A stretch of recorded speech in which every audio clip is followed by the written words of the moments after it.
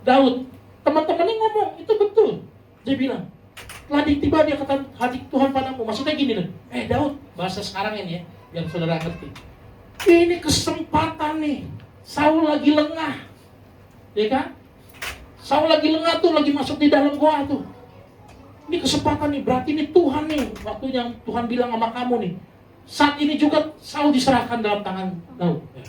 Ayo kesempatan bunuh aja. Itu kan teman-temannya Daud bilang begitu, istilahnya. Tapi tindakannya Daud apa? Apakah itu kesempatan itu dipakai untuk membalas dendam? Coba kita tarik ke kehidupan sekarang. Apakah kita pernah mengalami hal seperti ini? Pernah sebenarnya. Mungkin kita lupa-lupa apa ya? Saya kasih contoh lah. Pernah nggak kita dapat kesempatan yang dimana kita lagi kepepet banget nih ya? Tiba-tiba di depan kita motor, saya pernah loh kayak begitu, motor, orang dompetnya jatuh dari dia punya tas samping. Kita jelas tuh depan tuh orang tuh jatuh, bluk, tas, dia jalan aja udah. Itu dompet dalamnya lumayan ada duitnya, Bapak Ibu Saudara. Apa tindakan kita? Apakah kalau di posisi seperti itu kita akan bilang, wah, berkat Tuhan melimpah, haleluya. Ya kan? Pas kita buka, wah, isinya presiden semua negara aman, merah, minimal biru, ada pencipta lagu Indonesia Raya, ada musiknya. Beda sama dompet kita. Pas dibuka, ngajak ribut Patimura Bogor. Wah, Matraman. Bobo parah kan. Aduh, ribut dah. Kadang-kadang kita sudah merasa begitu. Wah, berkat Tuhan nih. Sikat sesungguhnya Tuhan sudah menyerahkan dompet ini kepada saya. Nah, kadang-kadang kita begitu. Itu hal sepele loh. Padahal kita tahu di depannya orang yang jatuh. Ya kejarlah Pak. Minimal klakson kayak. Motor kan ada klakson, dipakailah klakson. Nih. Nah, udah kembaliin. Pak jatuh nih Pak. Jangan juga Pak, nah, jangan juga. Pas dikembaliin, Bapak nunggunya lama gitu kan. Gini. Pas dikembaliin ya kan. Nih Pak, dompetnya Pak tadi jatuh. Oh iya, makasih ya. Terus kita lama deh begini kayaknya. Ya Pak, jalan. Ayo. Gini. Belakang megang stang motor. Ngarepin. Ya ampun. Kita dikasih, puji Tuhan. Gak dikasih juga nggak apa-apa. Terima kasih kalau dikasih. Nah, kan dapat terima kasih deh, puji Tuhan lah. Kadang-kadang juga dikasih nih, dikasih, dibuka, sat. Merah-merahnya lewat. Kasih yang dikasih warna ungu lebam, alias ceban. Ini Pak, maaf ya Pak nih buat beli-beli ini aja. Ya udah terima aja, puji Tuhan. Kasih ya, puji Tuhan. Ada nggak ada, puji Tuhan. Jangan setelah kita dikasih perasaan kita jadi gak enak. Tadinya kita mau berbuat baik ya kan. Wah, dikasih ungu lebam. Oh gitu, gua ambil tadi. Nyesel. Biasanya dalam hati kita suka gitu tuh. Setan tuh gak biarin kita berbuat yang benar, Bapak Ibu Saudara, benar. Pasti dalam hati gitu. Payah banget. So suci katanya tuh kan. Akhirnya kan, kere kan. Harusnya enak nih bisa nonton Spider-Man terbaru. Ya kan, zaman sekarang ada nih. Wah, minimal bisa nonton, wah bisa ngajak istri makan, wah berkat dilewatin. Kadang begitu. Begitu pun juga dengan Daud. Teman-temannya ngomong seakan-akan benarnya hati-hati. Termasuk kita sebagai pembawa pesan Tuhan. Atau seorang yang mau, istilahnya nanti kan kita mau ada kelas nih, kelas homiletika. Itu hari Jumat, bagaimana kita belajar supaya saya rindu di sini. Yang punya potensi pengkhotbah, ayo kita bisa sama-sama sharing firman Tuhan, kita belajar. Jadi nggak tiap minggu lihat muka saya mulu kan. Bapak Ibu juga kadang-kadang bosan juga kan. Si Roman mulu. Bedanya hari ini pertama kali pakai jas biarpun engap saya paksa-paksain nih. Ya kan? Ya begitu. Belajarlah. Atau kalau nggak minimal di ibadah rumah tangga bisa kita sharing ganti-gantian. Tapi saudara, sebelum kita bisa membawakan firman Tuhan, hati-hati dengan perkataan-perkataan yang kita kira kadang-kadang ini Tuhan ngomong sama saya begini. Ini Roh Kudus ngomong sama saya begini. Hati-hati, harus diuji. Nanti kita akan belajar ke belakang. Apa yang membatasi mana perkataan Tuhan, mana perasaan manusia. Nah, kita kan mau belajar. Next lagi, Bu. Next lagi. Nah, kesempatan tidak sama dengan perintah Tuhan. Nah kadang-kadang orang mikir gitu kan, kayak tadi contoh kasusnya dompet lah jatuh. Atau ada masalah-masalah, tiba-tiba dapat kesempatan. Sekarang saudara kalau misalnya tiba-tiba ditawarin, ya, ada kerjaan nih, bagus, ya. Mau nggak? Bapak Ibu Saudara nih kerjaan. Tapi syaratnya harus markup harganya nih.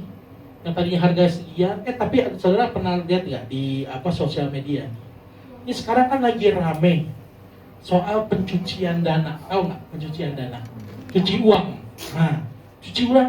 Tapi kemana larinya? Ke gereja. Nah ini lagi viral loh belakangan ini. Jadi ada beberapa orang-orang yang memang mau cuci uang itu ke gereja. Kenapa? Karena di gereja ini lembaga yang nggak akan diaudit. Gereja. Jadi pernah ada cerita di sosial media, saya bilang, wah nih halus juga mainnya. Jadi dia orang ini akan bilang begini, Pak, saya mau sumbang buat gereja sebanyak 2 miliar. Karena saya lihat tempatnya sempit gitu ya. Cobalah nanti kita bangun gedung lebih bagus, kita pakai AC yang banyak supaya jemaat juga enak. Kedengarannya rohani banget. Kesempatan, ya. Sikat kita bilang pastilah, puji Tuhan Pak, terima kasih. Tapi 2 miliar itu kan banyak ya. Kita pikir, kita bilang, mungkin sisanya bisa kita bangun nanti untuk sosial. Bikin batu panti asuhan atau bikin satu tempat rumah singgah, ya kan? Kan lumayan bisa dapat 2 tempat. Selain cuman bangun cuman gereja jadi gede dengan harga 2 miliar. Tapi tiba-tiba orang itu bilang begini di sosmed. Oh enggak Pak, enggak. Jadi Bapak tuh mesti beli bahannya sama saya. Di toko saya. Bahan bangunan, mau pasir, mau apa, semen, AC, segala macam. Pokoknya belinya sama si orang yang nyumbang ini. Nah, di sini berpikir. Pas kita lihat harganya, harga jual dia, itu 3 kali lipat lebih mahal daripada yang harga-harga orang jual biasa. Disinilah permainannya. Jadi uang yang kotor, ya tadi mungkin dia dapat entah berantah, jadi uang bersih masuk ke dalam toko penghasilan tokonya dia. Ini sistem pencucian uang dalam gereja. Dan ini apakah ini kisah fiktif? Nyata. Dan banyak gak? Banyak. Kebetulan kita aja belum dapet ya. Tapi kita nggak mau ya. Jaga integritas. Kalau tiba-tiba ada yang ngomong begitu, coba Bapak Ibu getar gak? Wah, getar. Kita biasa kasnya cuma 1 juta, 2 juta, 3 juta, ratusan ribu. Tiba-tiba suruh megang miliaran, ratusan juta, disko dompet kita. Nah, bingung. Ingat ya, kesempatan bukan artinya perintah Tuhan. Nah ini perlu, nama orang Kristen adalah integritas. Apa itu integritas? Hidupnya sesuai firman. Kalau firman bilang enggak, ya enggak. Jangan lu langgar-langgar sendiri. Jangan bikin-bikin sendiri. Ini kan kesempatan, gak datang 2 kali. Tanggunglah. Hati-hati. Inilah yang perlu diuji. Sama seperti Daud tadi, kesempatan. Kalau dia bunuh Saul, masalah selesai. Secara mata langsung yang orang lihat, bebas. Rajanya udah mati. Bebas. Malah langsung dia naik jadi raja saat itu. Kalau pikir secara manusia, maaf ya, Daud kayak orang bodoh. Ini gak ada kesempatan. Kok gak dilakukan? Malah dia cuma potong apa tadi? Potong ujung jubahnya doang. Saul. Tuh, Daud memiliki kesempatan tapi memilih ketaatan. Pintu yang terbuka tidak selalu berarti Tuhan menyuruh kita masuk. Nah ini hati-hati. Kadang banyak juga orang ya, pelayan-pelayan Tuhan termasuk saya dan teman-teman saya dulu. Kita ini kan pelayanan dari gereja-gereja kecil, gereja-gereja sederhana. Dia WL bagus, pemain musik bagus, tiba-tiba dapat tawaran. Ada nih gereja besar dengan dikasih sistem gaji. Kita melayani di sana, wah luar biasa deh, mantap, pokoknya PK-nya gede. Kita harus pindah ke sana. Beberapa teman ikut, ya. Tapi saya mulai berpikir, ya juga ya, enak juga ya di sono ya. Apa kita ikut aja dah. Tapi saudara tahu, teman-temannya akhirnya ikut pindah dari gereja kecil itu, kita tinggalin tuh gereja-gereja kecil, kita ikut yang sono yang mana. Udah kepalang pamit sampai sono, ternyata ada namanya seleksi. Diseleksi juga akhirnya kagak dapet, malu sampai kubun-ubun.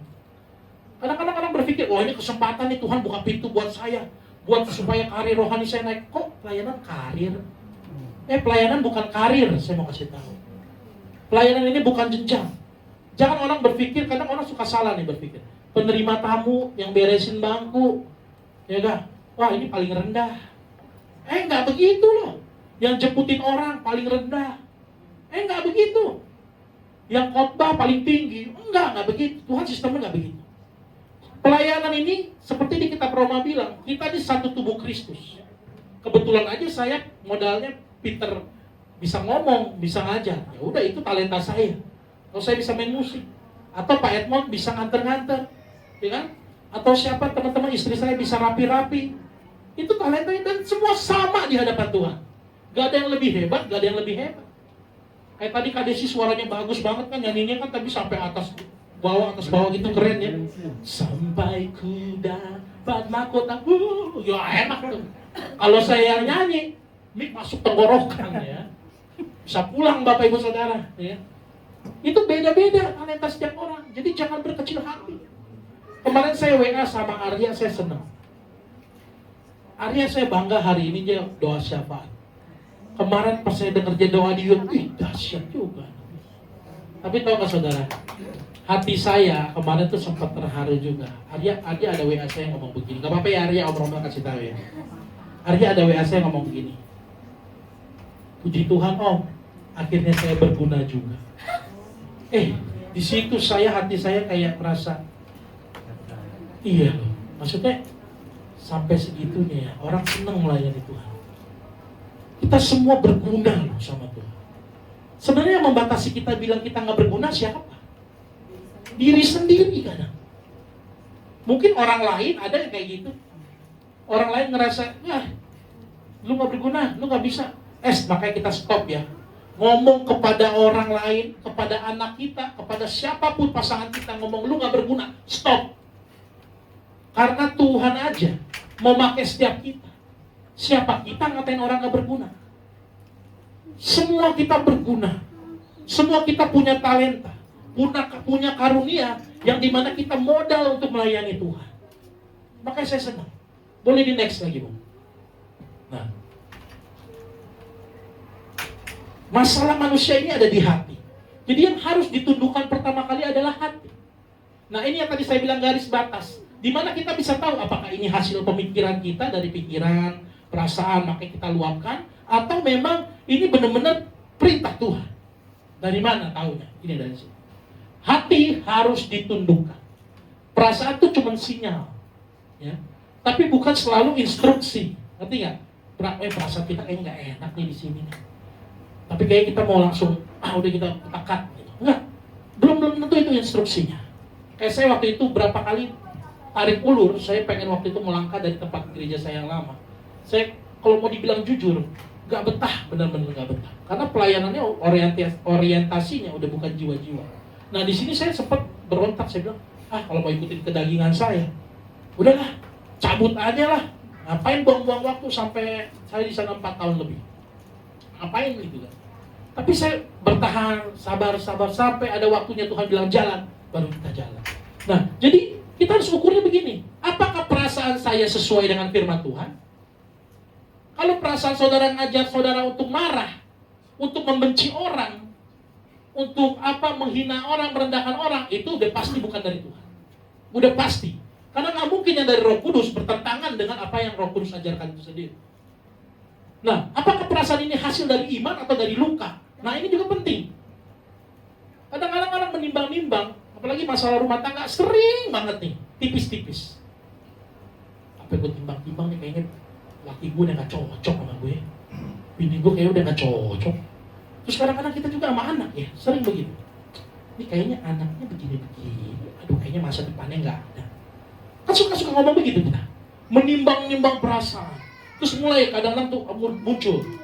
Oh, kalau begitu, anak ini kayaknya emang kita harus titipin aja ke orang nih. Supaya dia berkembang.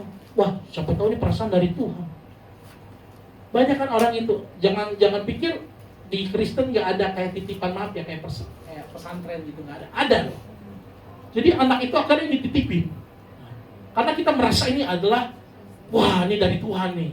Karena kita menimbang-nimbang sendiri, kayak anak ini gak berkembang, kayak anak ini gak ini. Tapi ada loh kejadiannya. Saat dititip yang terjadi malah apa? Makin hancur Bapak Ibu Saudara. Hati-hati. Sebenarnya makanya apa dong sebenarnya? Ya harus sabar. Muharram itu kan kesabaran, sukacita, kasih. Jadi kita jangan langsung cut orang, memvonis orang, enggak. Iman atau luka. Ini hasil dari pemikiran kita, karena perasaan kita, apakah ini tindakan iman atau karena ya timbang-timbangan kita. Karena kita luka, karena kita nggak suka. Reaksi atau hikmah. Nah ini juga penting. Kita manusia gampang bereaksi. Kayak tadi, orang kalau lagi perasaannya emosi, diajak ngomong baik pun jawabannya ketus. Pasti. Orang kalau perasaannya lagi nggak bener, diajak ngomong pun, aduh pasti nggak enak deh. Jangankan dia ngomong, dia datang aja, ngeliat mukanya, satu ruangan bisa nggak enak. Gitu loh. Betul. Pernah saya alamin begitu. Kita lagi suka cita nih, hai. Tiba-tiba masuk satu orang yang mukanya tuh kayak pepaya bangkong. Bukannya jelek apa ya. Tapi emang mukanya dilipet-lipet. Masuk begini mukanya. Kita kan jadi kagak enak. Apalagi saya pernah WL. Nah ini jadi WL juga berat loh saudara. Jangan pikir jadi WL gampang. Yang udah pernah WL di sini kayak Kak Desi, Pak Adai, beberapa teman-teman juga kan. Berat jadi WL. Saat saudara ngajak, ayo saudara, mari kita menyembah Tuhan. Kan melihat mata Bapak Ibu Saudara. Itu kadang-kadang kalau ada satu orang yang mukanya begini, wih ngedrop saudara bener. Padahal yang lain suka cinta, tapi ngeliat dia doang begini ngedrop, bener. Makanya jadilah pembawa damai. Ya, minimal kalau saudara datang dengan ada masalah, jangan tunjukin masalah itu di depan orang. Ya, sekarang gini kita ngapain sih pasang-pasang muka begitu? Kalau ketemu orang,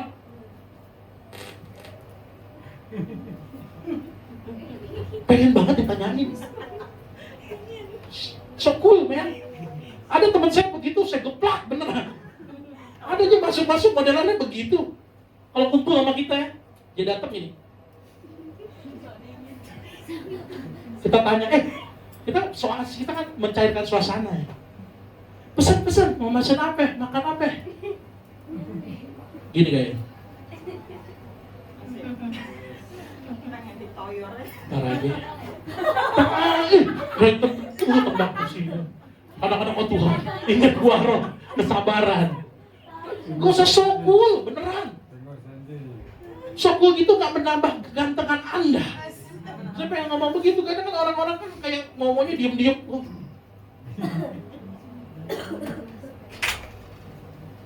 Aduh, saya kalau ngomong berdosa. Ya, jadi kita sama.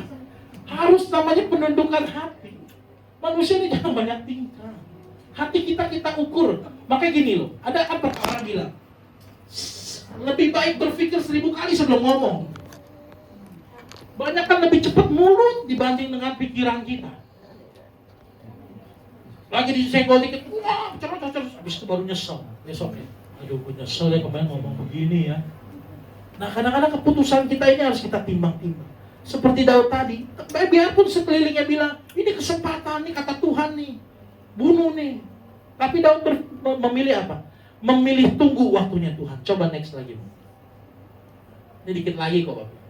Menunggu Tuhan. Nah, menunggu Tuhan bukan berarti Tuhan diam. Apa yang Tuhan janjikan tidak perlu kita bantu. Kadang-kadang kita sok nolongin Tuhan. Sama kayak kisahnya Abraham dan Sarah, ingat gak? Abraham dan Sarah. Sarah sok mau nolongin Tuhan. Abraham udah pernah dengar janjinya Tuhan. Kalau nanti Sarah istrinya yang nenek-nenek itu umur 90 tahun akan mengandung anak dari keturunan Sarah. Tapi karena tak kunjung datang-datang itu anak, Sarah sok menolong Tuhan. Disuruhlah Abraham nih, bawa aja nih budaknya. Siapa tahu dia bisa melahirkan anak buat kamu. Mungkin bukan dari saya kali, dari budak ini. Ditolong sama Sarah, sok menolong Tuhan. Akhirnya ada nggak anak? Ada. Dampaknya ada nggak sampai sekarang? Ada, Pak. Yang suruh kita nutup ibadah, geruduk kita kalau lagi ibadah. Lah itu turunan Hagar, Ismail, sampai sekarang. Nah ini makanya kita penting, dampaknya sampai segitunya loh. Salah ambil keputusan, sok nolongin Tuhan, pengen buru-buru. Kayak waktu Tuhan kelamaan, pakai jalan saya lah lebih cepat, cobain aja. Kalau nggak muter-muter kayak padang gurun. Ya kan? Next lagi. Ya. Kita lihat hasilnya. Ingat, kita harus selalu lihat kebaikan Tuhan. Ya. Ingat, dan kita harus selalu lihat kebaikan Tuhan. Kadang-kadang manusia ini lebih gampang ingatnya yang lupa kebaikan Tuhan. Makanya kemarin tuh saya coba lagi tuh kesaksian di tempat Kadesi. Ayo, ada yang mau bersaksi? Sama lo jawabannya. Apa ya? Kadang-kadang orang lebih susah ingat kebaikan Tuhan. Padahal kalau mau dibilang kebaikan Tuhan tuh banyak loh sebenarnya dalam hidup kita. Banyak. Cuma kenapa orang kalau mau kesaksian mikirnya lama banget. Tapi coba kalau kita tanya, apa kesusahan hari ini? Jawabnya cepat tuh, banyak tuh. Wah, lagi susah ya hari ini, mau banyak semuanya. Sakit nih, aduh kadang kurang pilek, segala macam puyeng ya kan. Nah itu semuanya tuh kita sebutin bisa. Ya. Tapi kalau ditanya, ada kesaksian. Ini manusia nih emang. Apa ya? Lama mikirnya, skip dulu deh, sama, ya masa begitu? Cerita kebaikan Tuhan. Ini, kita mesti belajar, lihat kebaikan Tuhan setiap hari. Lihat kebaikan Tuhan dalam hidup kita mesti belajar. Makanya Mazmur 103 ayat 2, pujilah Tuhan hai jiwaku, dan janganlah lupakan segala kebaikannya. Ini yang Daud lakukan. Daud udah pernah ditolong Tuhan. Dia ngerti, Tuhan yang sama juga akan menolong dia juga dari cengkeraman Saul. Meskipun bukan waktunya Daud waktu itu. Meskipun waktu itu kesempatannya bisa bunuh. Tapi Daud tetap nunggu. Karena apa? Bagi Daud firman Tuhan ya tetap firman Tuhan. Saul ini orang yang diurapi Tuhan. Biarpun selengean ini modelan rajanya. Tapi Daud tetap bilang, ini orang yang diurapi Tuhan. Dia hormati keputusan Tuhan. Berapa banyak kita kadang-kadang enggak menghormati keputusan Tuhan dalam hidup kita. Ngerasa bisa sendiri. Ngerasa lebih hebat dari Tuhan. Bahkan enggak pernah doa pribadi. Aku bisa. Jalan aja udah. Bisa. Amsyong tiba-tiba. Kalau amsyong baru nyalain Tuhan. Nah ini gak beres. Belajar yuk, lihat kebaikan Tuhan dalam hidup kita. Makanya deh, tadi saya otak-otak keyboard karena supaya saya bisa nyanyi-nyanyi dikit. Ya seru. Nah, saudara ini ada lagu. Kita coba ya, pelajari. Pernah kok dengar lagu ini? Nah ini lagunya enak nih, coba ya.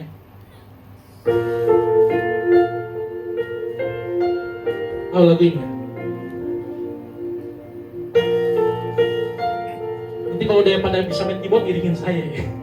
Sampai detik ini ku melihat penyertaanmu sempurna. Sampai selamanya Kaulah Tuhan, satu-satunya di hidupku. Coba sekali lagi. Sampai detik ini ku melihat penyertaanmu sempurna. Sampai selamanya Kaulah Tuhan, satu-satunya di hidupku. Nah, sampai detik ini kita melihat kebaikan Tuhan. Coba berapa banyak dari kita yang kadang-kadang suka lupa, banyakan ngeluhnya. Mulai saat ini coba deh, rem mulut kita dari ngeluh. Rem mulut kita. Saya juga berlatih kok sama, bukan artinya udah sempurna juga. Saya kalau lagi terjepit juga kadang-kadang ngoceh. Lu tahu tuh adik saya si Joshua. Kadang saya juga ngoceh sama dia apa budek. Kadang-kadang dia yang ngetin saya. Mel, lu kan udah hamba Tuhan kayak gitu. Betul juga ya saya pikir. Kadang-kadang begitu loh. Kita harus mengakui di hadapan Tuhan. Saya ditegur. Padahal potongannya lebih preman dia daripada saya. Tapi dia ngomong gini, lu digaya lu jangan kayak preman lagi. Oh iya benar juga. Kadang-kadang mesti ngerem. Oh iya Tuhan. Coba belajar. Lihat kebaikan Tuhan dalam hidup kita. Apakah selama ini kita ditinggalin? Apakah selama ini kita sampai kelaparan? Enggak. Apakah kita sampai sakit tergeletak? Enggak bisa lah. Enggak. Itulah kebaikan Tuhan. Apakah sekarang napas kita sesak-sesak sekarang nih? Senin Kemis napasnya 1 menit lagi baru enggak. Sehat kita.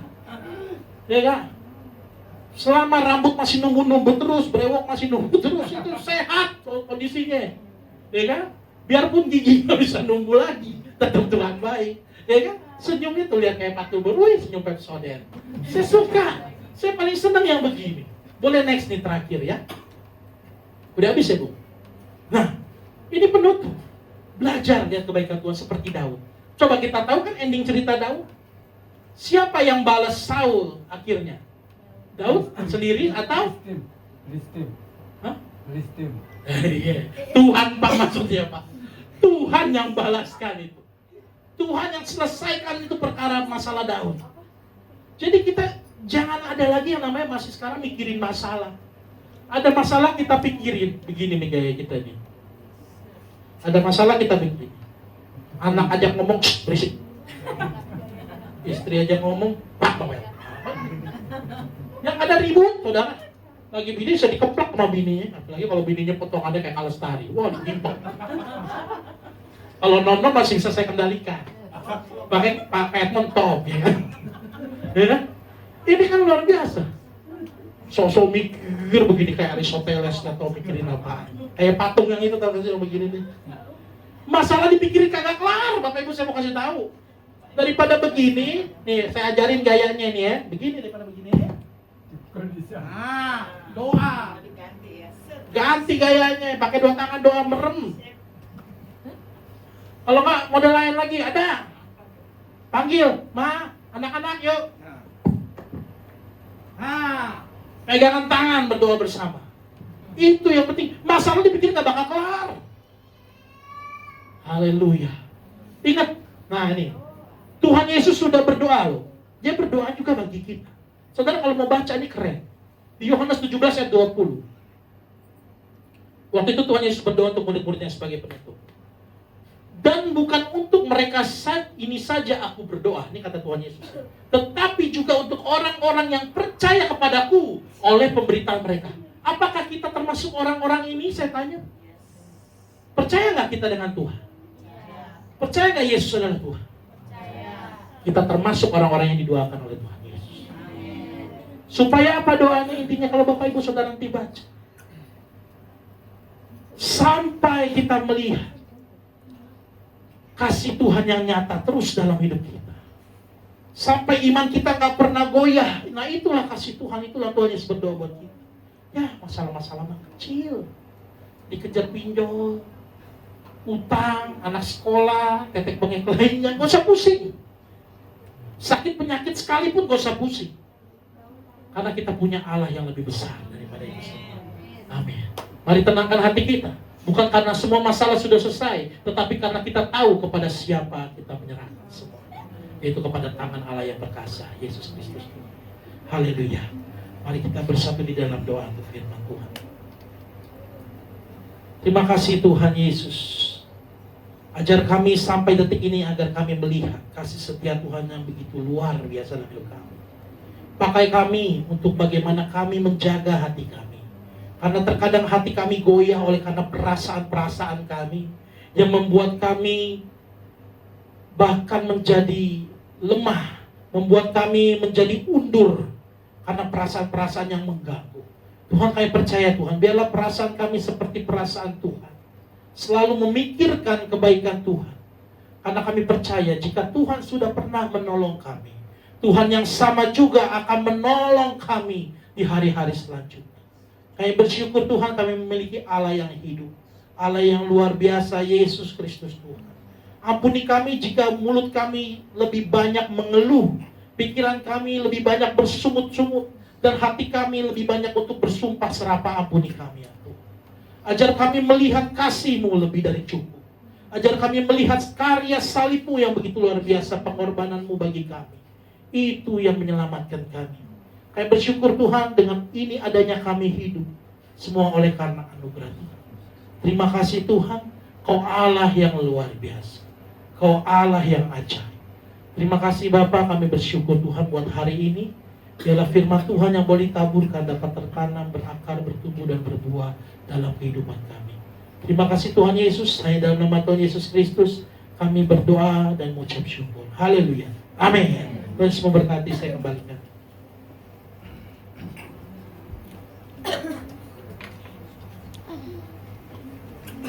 Puji nama Tuhan, siapa yang diberkati oleh firman Tuhan hari ini? Amin. Jadi kalau kita ada masalah larinya ke siapa saudara? Ke Tuhan atau ke Bung Romel ya, kita cari Bung Romel untuk sharing maksudnya, bukan untuk yang lain-lain gitu. Bener ya Bung ya? Betul. Larinya ke yang dipercaya lah untuk bercerita ya. Bukannya diperpanjang lagi ceritanya, yang lain lagi ntar gak kelar-kelar. Oke, selanjutnya sambil mempersiapkan persembahan yang bertugas persembahan dan pengumuman, boleh maju ke depan.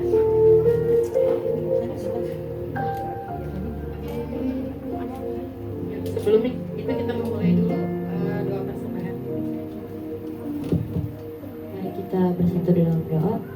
Tuhan Yesus, kami sebentar lagi akan mempersembahkan yang terbaik yang kami miliki ya Tuhan, untuk nama-Mu dan untuk membantu saudara-saudari seiman kami ya Tuhan.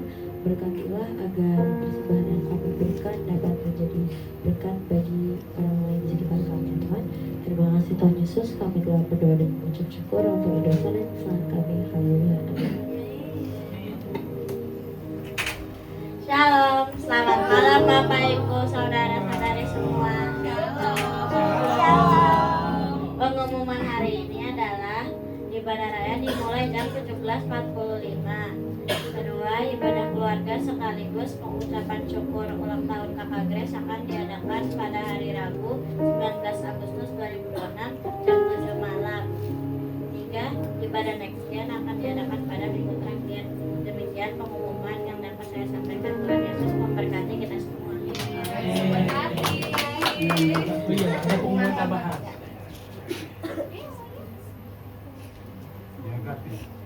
Ya, pengumuman tambahan. Ya. Hari Jumat kita akan mulai kelas homiletika ya. Apa itu homiletika? Yang tadi saya bilang, kita belajar untuk sharing firman Tuhan, nggak harus artinya berkhotbah yang gimana enggak ya. Kita sharing firman Tuhan. Saya menghimbau untuk anak-anak youth juga ikutan. Karena nanti youth akan sharing. Kita akan sharing bergantian, termasuk Om Chris, termasuk untuk kayak Arya Given, ya, Selin semua, Stacy, terus Kakak Shining, nah semua, Bang Yosef semua, kita yang jemaat umum juga datang ya, kayak Pak Edmond, Pak Dai, ya, Bu Lestari, Kak Desi, Bung Ruli, nah ini bisa termasuk Pak Tumbur, ya, terus Papa Gading juga boleh, ya, itu hari Jumat jam 7 malam. Nah ini kita ada sesinya, kita tanya jawab juga, nah sekalian kayak pendalaman Alkitab, cuma kita belajar teknik berkhotbah, supaya kita bisa sharing, ya kan, minimal bisa lah kalau ditanya temennya. Ya. Nah terus kita ada pengumuman lagi. Kita akan mengadakan ulang tahun kita yang kedua, Bless Community yang kedua nih, pada tanggal, nah ini sebenarnya lagi masih kita mikir ya, antara mau Sabtu atau Minggu, tapi yang udah pasti, itu di hari Sabtu, tanggal 15 Agustus. Sabtu 15 Agustus. Ya berarti minggu ini. Ya kan? Hah? Ya minggu ini benar. Ya, jadi kita siap-siap sama-sama, kita akan adakan itu di mana? Nggak mungkin di sini ya, kagak muat ya. Nggak muat, nanti kan sampai atap-atap lagi, studio 1, studio 3 atau ya kan dekat taman. Jadi kita adakan di rumah makan Opa. Rumah makan Opa di mana? Di Citra juga, di daerah mana ya? Bukit Anyelir, ya, Bukit Anyelir luar. Nanti kita akan umumin lagi. Nah setelah ini mungkin nanti kita panitia akan ngomong bentar ya setelah ibadah selesai. Paling itu aja pengumuman dari saya. Tuhan Yesus memberkati. Yang bertugas doa syafaat kami persilakan.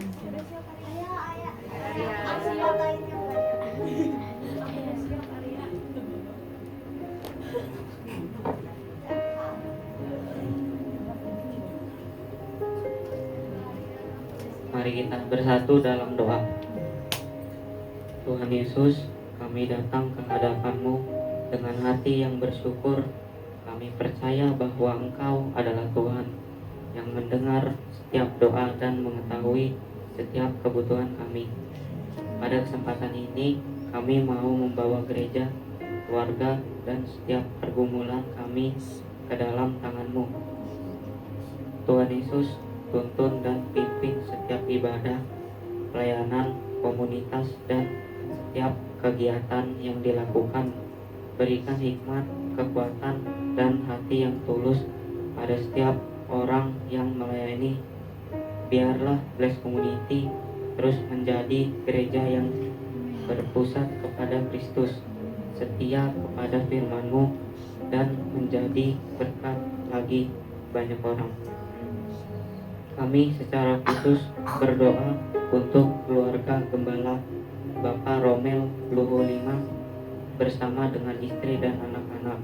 Tuhan Yesus, kami percaya bahwa keluarga ini membutuhkan kekuatan dan penyertaan-Mu setiap hari.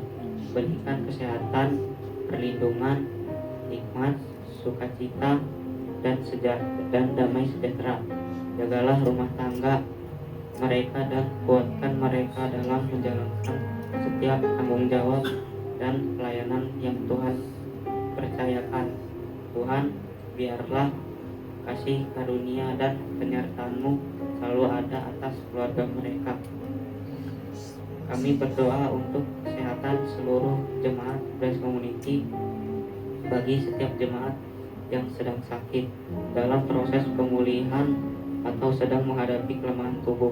Tuhan kiranya memberikan kekuatan dan pertolongan. Berikan juga hikmat kepada keluarga dan setiap orang yang merawat mereka.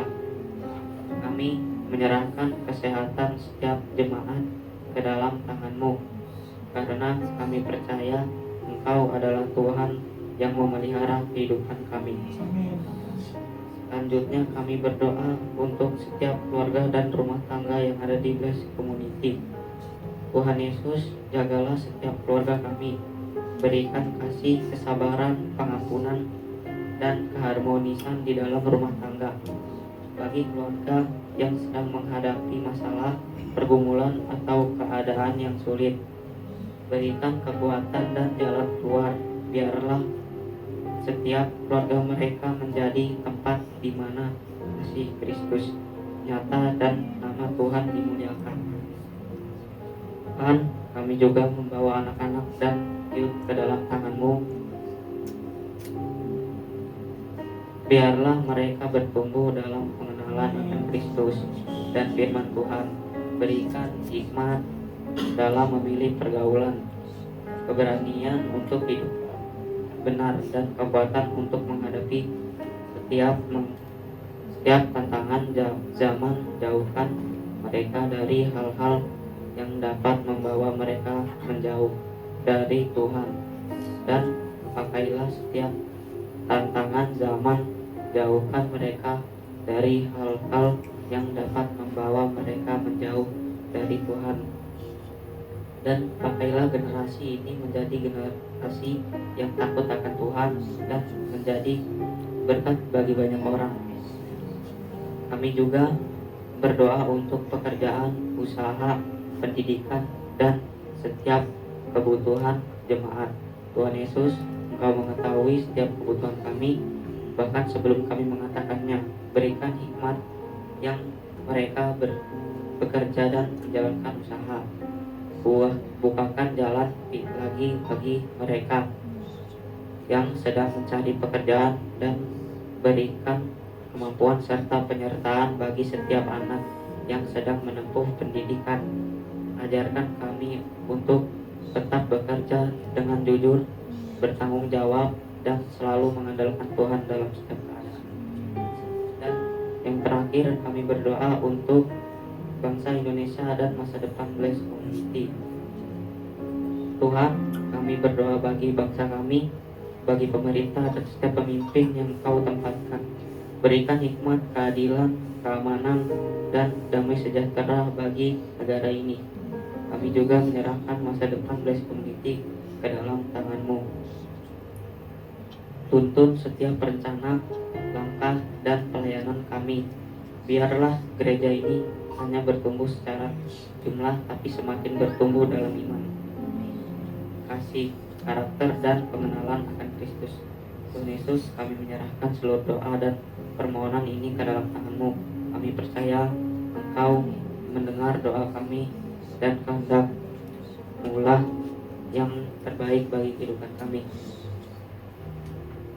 Bapa kami yang ada di surga, dimuliakanlah namamu, dan-Mu, jadilah kehendak-Mu di bumi seperti di dalam surga.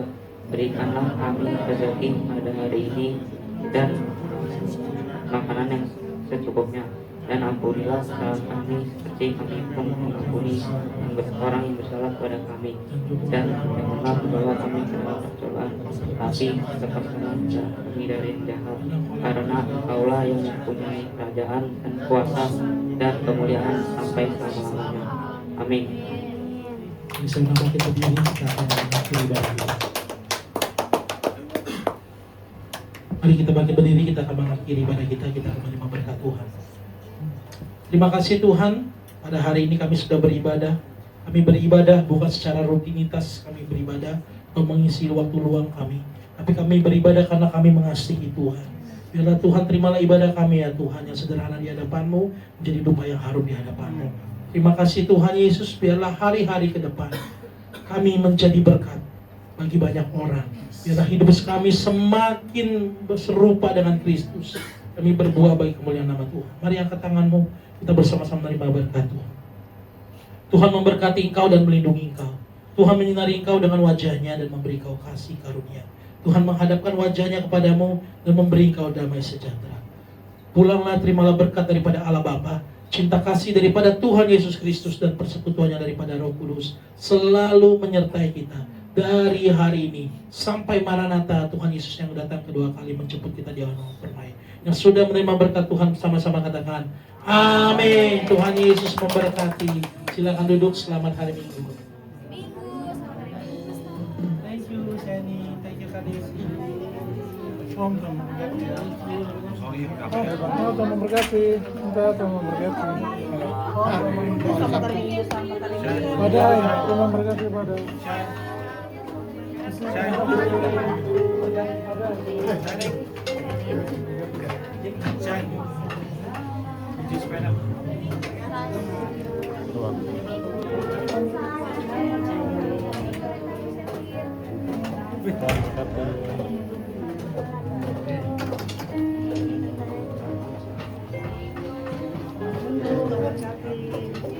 Lagi Tuhan berkati.